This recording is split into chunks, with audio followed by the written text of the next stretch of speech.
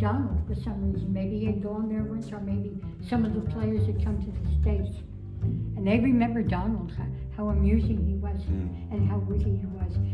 They didn't say that Bob was that funny. We haven't found that city. Well, not so much a widow, because I went along. You went along, yeah. To most of the tournament. Were you in one?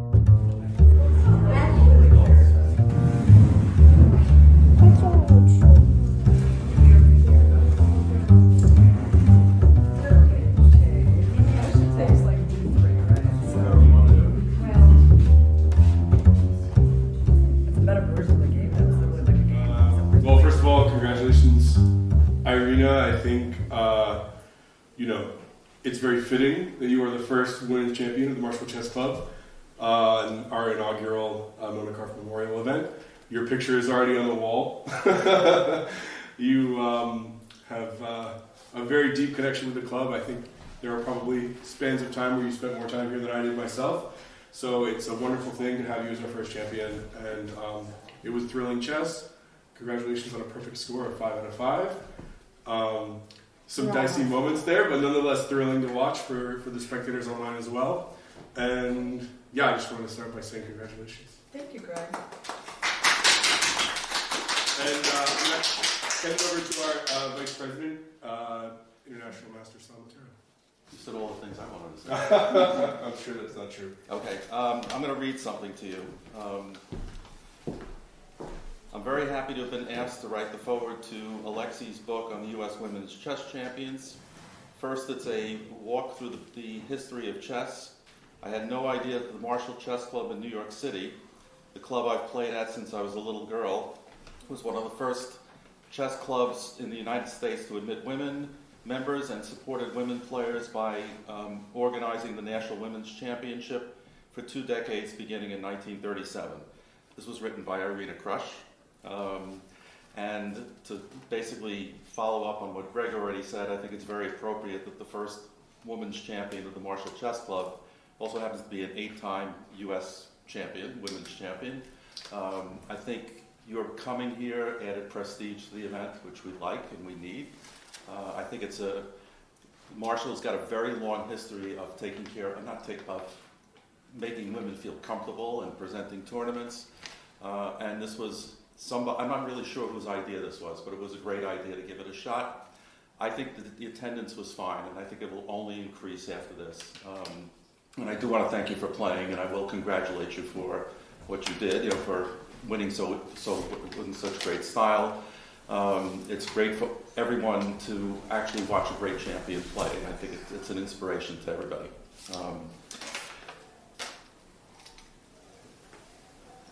And I think your quote is great, by the way. Oh, thank you. Okay. I also wanted to introduce our guest of honor today, Maria Byrne, Robert Byrne's wife, came down today. I called her this morning, and she agreed to come and be part of the ceremony, and for her to be able to present the prizes to everyone. You will find out, I think, that she has quite a lot of stories and is quite funny. But I wanted to just tell a couple of stories I have about her husband. Yes? Some of the younger players may not know who Robert Byrne was. Good point. Robert Byrne was a contemporary, but a little bit older than Bobby Fischer. He was contemporary of Raymond Weinstein, Bill Lombardi. He played in the candidates match. I was about to get to that. So his career was, he was a very strong player. He was one of the best players in the country. And then something happened in 1974. He played in the Leningrad Interzonal and finished in the top 3 following Garry Kasparov and Belyavsky to qualify to play in the candidates matches. So he was probably one of the few Americans who played in candidates matches, other than Bobby Fischer. Unfortunately, he pulled his draw was Boris Spassky, fresh off his loss 2 or 3 years before from against Bobby, so he was out for blood. I had 2 other stories about Robert. One was that I remember he played Fischer, and he beat Fischer. One of the few people, one of the rare losses Fischer ever had in the U.S. Championship. I think it was in the Manhattan Chess Club. I went upstairs and he was analyzing the game. With other masters, Bobby was long gone because he was pissed off at this point. He was not a happy camper. And I remember Robert had such incredible respect for Bobby. He won an exchange with a very, very nice combination. And then he said, I knew how dangerous he was. And he said, I knew that I had to have perfect technique. And if you ever look at that game, you'll see that he made no mistakes and he just put Bobby away. The second one is another U.S. Championship story. And people don't realize that Robert he always wore a suit. He looked very professorial. He was a professor. And everybody thought he was very, very serious, but he was actually extremely funny. And he was playing the last round, in some round of the U.S. Championship. And there were two players sitting next to him. It was after about 4 hours of play. Robert and his opponent had finished got through their 40 moves, and Robert was contemplating his next move. And the two players sitting next to him were not as fortunate because they were in desperate time pressure. And they were just wailing away, hitting the clock, making moves, pounding him down, and all of a sudden, the clock went flying across the room. And Robert, without missing a beat, just looked over at them and said, "The only thing that matters is who was the last one to touch it before it went out of bounds." Anyway, I want to welcome Maria Byrne here to come to the Marshall Chess Club and present the prizes. We're very honored that you have come, and. Here I am. Please don't mind my speech. I'm having dental work done.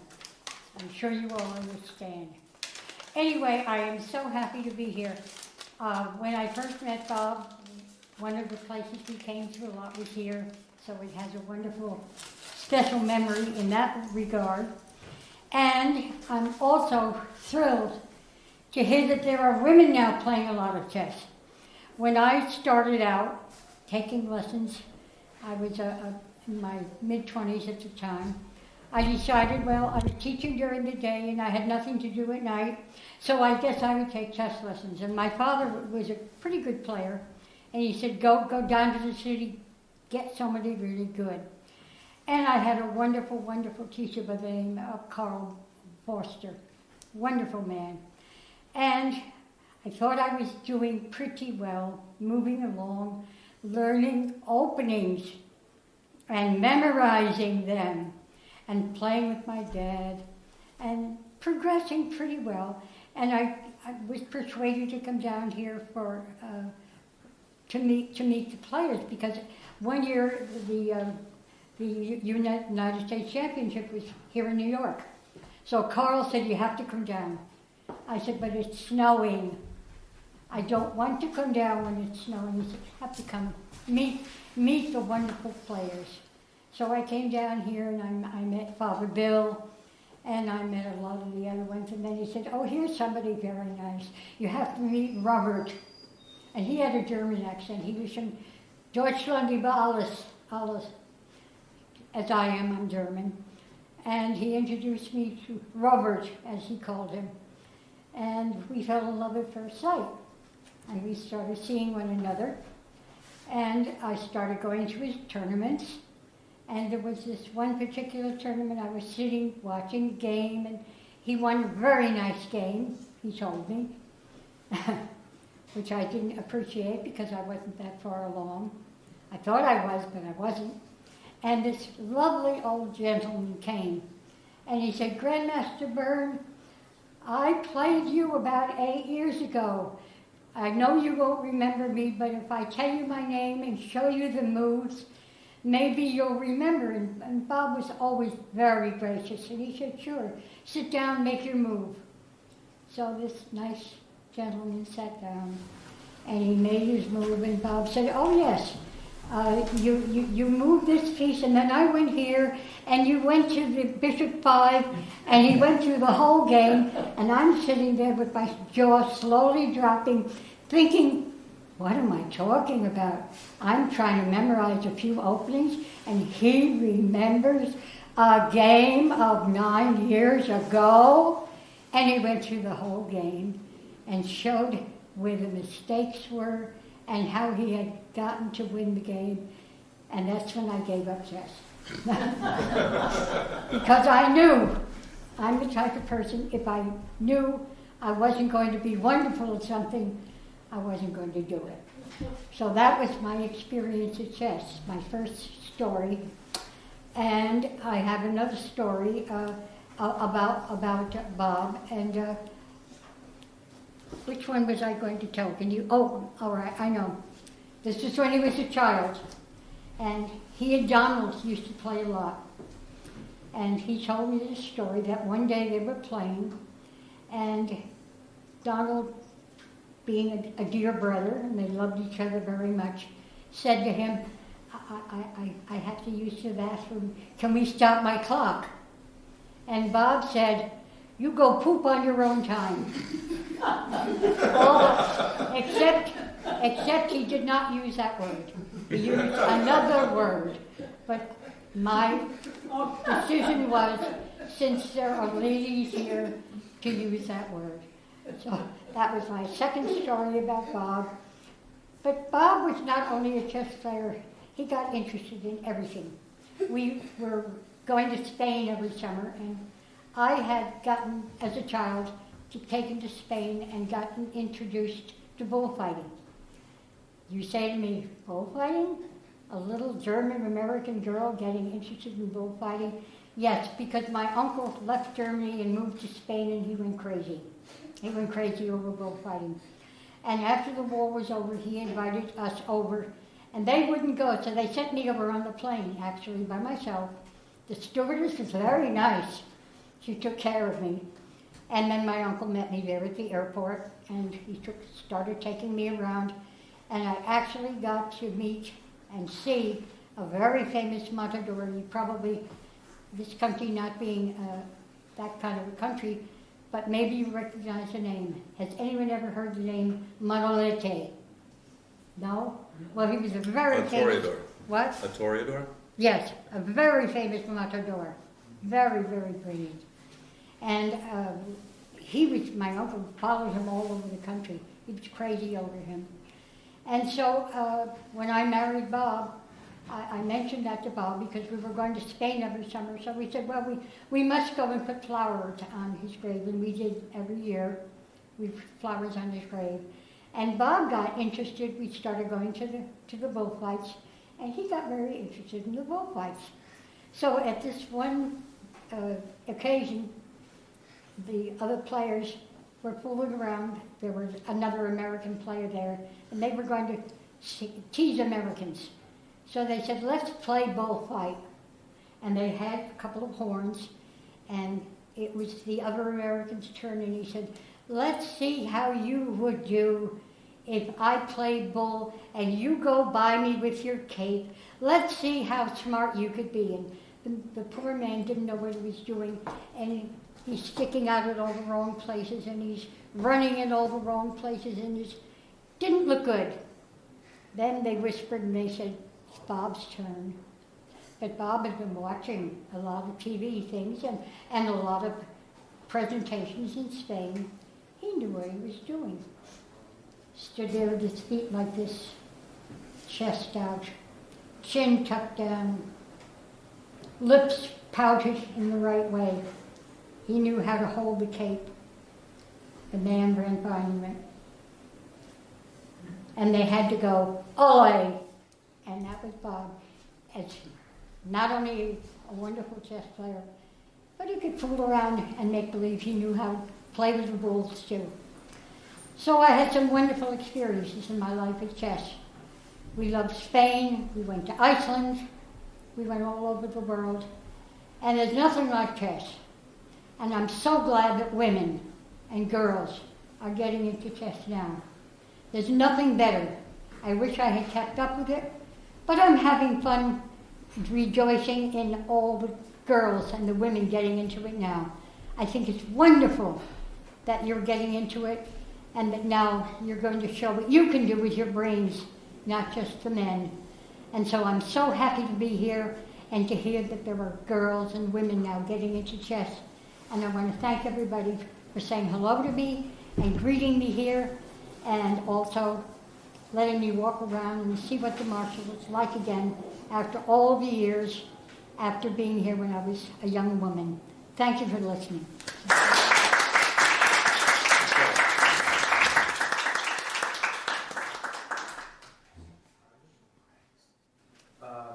Rick, can you just announce the top three players? Sure. Yeah. Thank you. So our prizes were guaranteed for this event. And Oh, I have to give prizes now. oh no, No, Maria, he's just going to announce them. Oh, That's okay. It, yeah. Our top three finishers were WFM Megan Pragwa, who scored 3.5 out of 5, and third place is a guaranteed $500. WFM Chloe Gaw scored 4 out of 5. I believe her only loss was to Irene. Is that right? Yeah. And second place is $1,250. And first place, with a perfect 5 out of 5, again, our champion, Grandmaster Irina Crush, guaranteed $2,500. Bravo. Want me to say something? Yes. Please. Okay.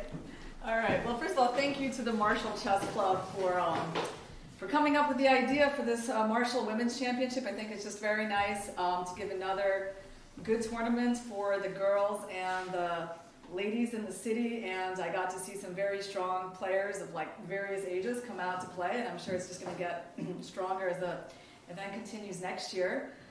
And it was very nice to listen to your stories, Maria, about Robert and all your history with him. And yeah, I think the tournament finished in the best possible way for me because I won and my student got second. So it was a success all around. And yeah, thank you guys.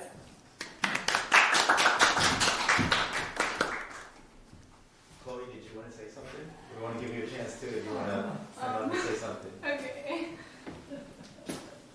Yeah, I think it's like it's a good opportunity for like this tournament and to happen because I guess like it provides more of an opportunity for all of the girls to play, and like I think it was competitive this year and I felt like I got a lot of good games in, and I think next year it'll definitely be more competitive, and I think it's been a good tournament and experience. Great. All right, thank you everyone so much for sticking around this late. Once again, thank you, Maria, for coming out at the last minute. I really had fun. Thank you truly for enjoyed having your me. speech, and thank you, Sal and Ken and everyone else. I also want to thank FIDE Arbiter Greg Keener, who oversaw most of the tournament. So let's give him a round of applause as well. And I also want to thank the entire Marshall Chess Club staff for doing an amazing job and working as a team to make this 3-day weekend championship and all the other tournaments that were taking place a success. So thank you, everyone. Which is weird. It's pretty hard to, I know, of course. Really, really Of course. small.